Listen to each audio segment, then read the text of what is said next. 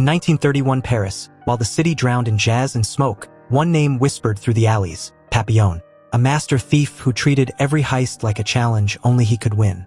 Diamonds glittered in his jacket, and confidence burned in his eyes, the kind only pro thieves carried.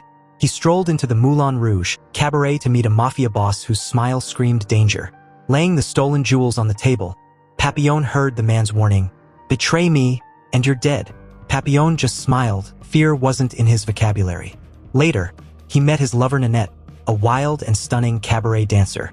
He gifted her the stolen necklace, whispering, "There's something special about this, something no one else can see." They drank, laughed, and kissed the night away. But by morning, cops smashed the door in. Papillon was arrested for murder.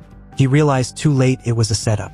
Sent to prison and later exiled to Devil's Island, a place no one escaped, he met Louis Degas, a clever forger with money and fear in his eyes.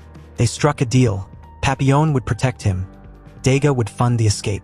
But Papillon made it clear, "You keep your money, I'll earn my freedom."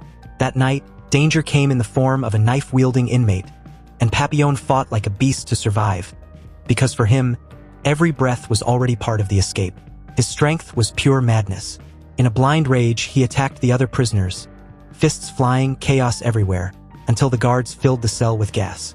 Eyes burned, lungs screamed, and within seconds, silence swallowed the room. By morning, Papillon was punished without question. The ship finally reached Devil's Island, a place that felt more like a living grave than a prison. Fog on the water, decay in the air. Jules faked an injury with a hidden blade to get sent to the infirmary, while the others, including Papillon and Degas, were marched into the colony. The warden, cold and lifeless, warned, "Escape is pointless. If the guards don't kill you, the sharks will. Try again, and you'll rot in solitary." Hope began to die in everyone's eyes, except Papillon's. He was already studying the place, the people, the system. He bribed a guard for a job in the infirmary, and Degas did the same. More politely, like a man negotiating a deal. $1,000, a block of cigarettes, and a notebook later, they both secured the job. The next morning, gunshots echoed across the camp. Someone had escaped. Papillon smiled faintly. He knew Jules had made it. But fate turned cruel again. Degas was recognized by the deputy warden, who snarled, "My son-in-law's in prison because of your fake bonds." Both men were sent to the zero route, hard labor, breaking rocks under the burning sun. At least the cigarettes and notebook were real. During a brief break, Degas drew his wife's portrait. Papillon looked at it and said quietly, "Hope's a good thing, but here it usually dies."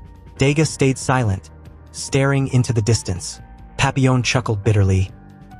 "He's free now with your money, and no reason left to save you." Degas didn't respond. His eyes said everything. Pushing a cart full of heavy stones, Degas suddenly bent over, groaning in pain. A small metal tube slipped from his body. It was stuffed with cash. "Here, take it," he gasped. Papillon quickly dug into the dirt and found a small bundle of money, just inches away from the guards. Everything stayed calm, as if nothing had happened. That night, Degas whispered, "Thank you, and sorry. I was too confident before." Papillon said nothing. The next day, during lunch, Papillon met a new inmate named Celier. Over quiet talk, Celier revealed he knew a way to get a boat. For the first time in weeks, Papillon's eyes lit up. Later that evening, they saw guards catch a local smuggler who brought women to the island. Papillon seized the chance. "Get us a boat, and you'll get $2,000. The man smirked, puffed his cigarette, and replied, $5,000, and I'm only here 3 more weeks."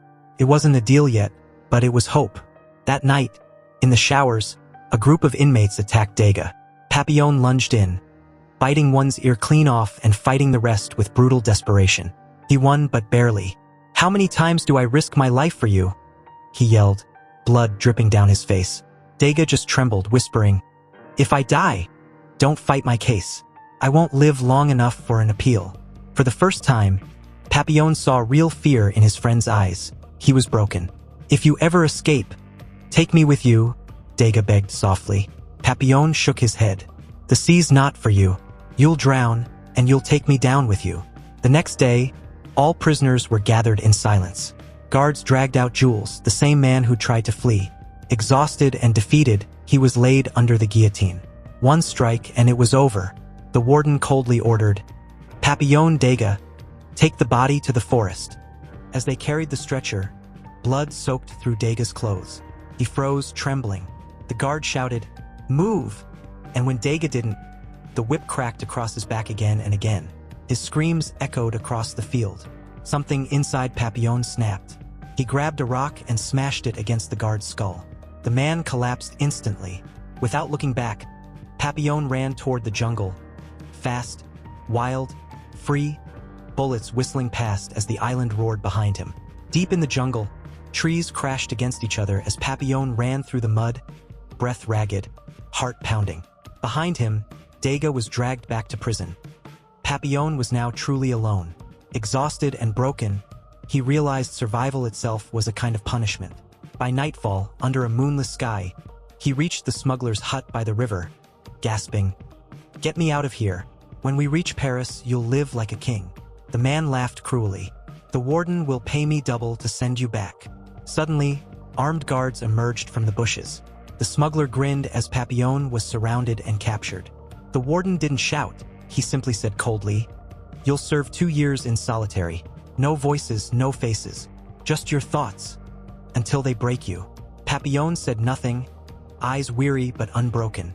That night, he was shipped to a dark prison across the water, thinking, "Freedom isn't a place.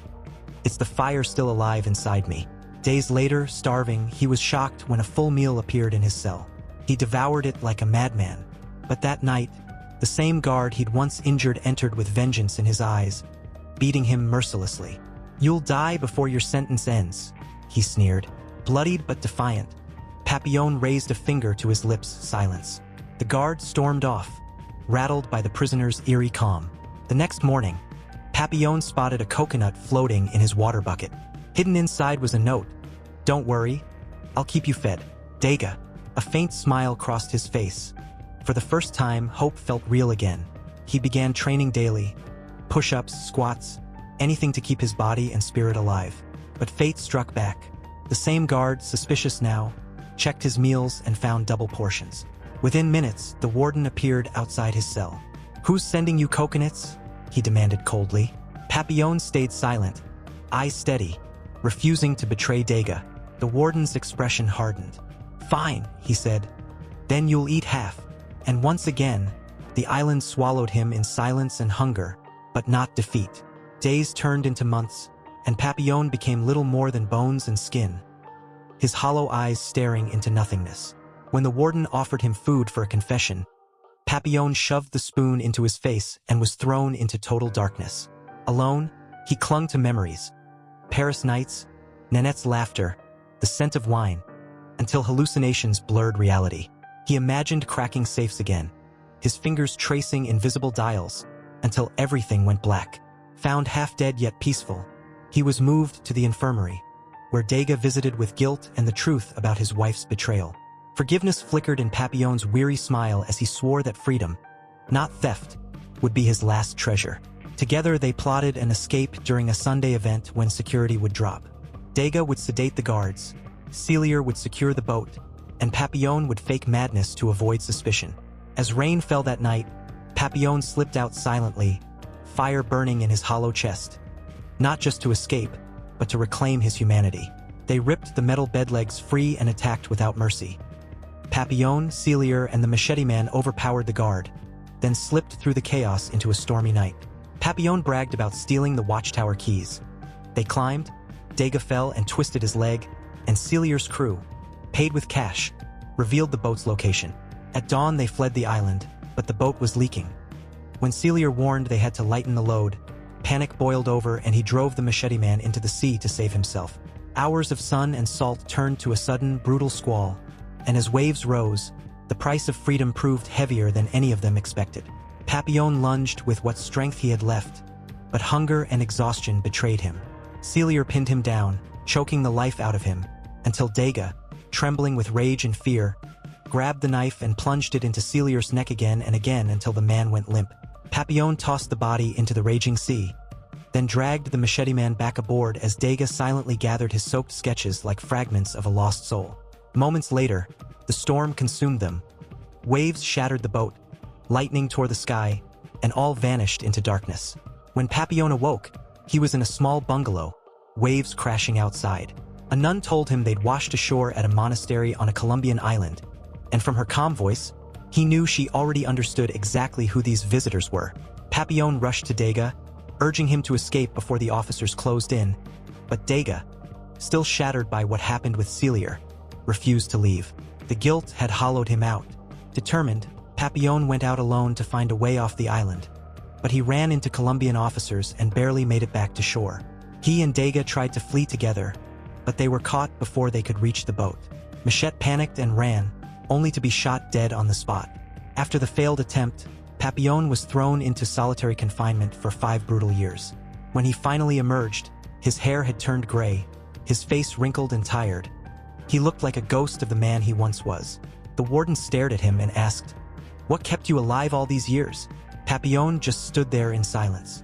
With a cold smile, the warden ordered him to be transferred to Devil's Island, a desolate fortress surrounded by towering cliffs and violent seas where escape was said to be impossible. There, to his surprise, Papillon found his old friend Louis Dega still alive, though changed. The years of isolation had made him frail and half-mad. Dega welcomed him into his small hut, offered him food, and the two men talked late into the night about freedom, regret, and the world they once knew. The next morning, Papillon stood on the edge of the island, staring at the endless waves. Freedom was right there, just beyond the sea. That night, he shared his final escape plan with Dega. He had studied the tides and believed the raging current around the island could carry a raft made from coconuts all the way to the mainland. They worked together for days, building the raft in secret. But when it was finally ready, Dega hesitated. He confessed he was too broken to start over, that the prison had become his home. Papillon tried to convince him, but Dega simply smiled and said, "Go, my friend. One of us deserves to live free." They hugged one last time before Papillon, with one deep breath, leapt off the cliff into the roaring sea. The waves swallowed him, but he held on, letting the current pull him toward the horizon. Dega watched from above, shouting with joy through tears as his friend disappeared into the distance. Years later, Papillon published his story, his defiance, his survival, and his impossible escape. Along with the manuscript, he gave the publisher a drawing of a butterfly that Dega had once made for him. It was his symbol of freedom, the life he fought for and finally won. This is how our story ends here.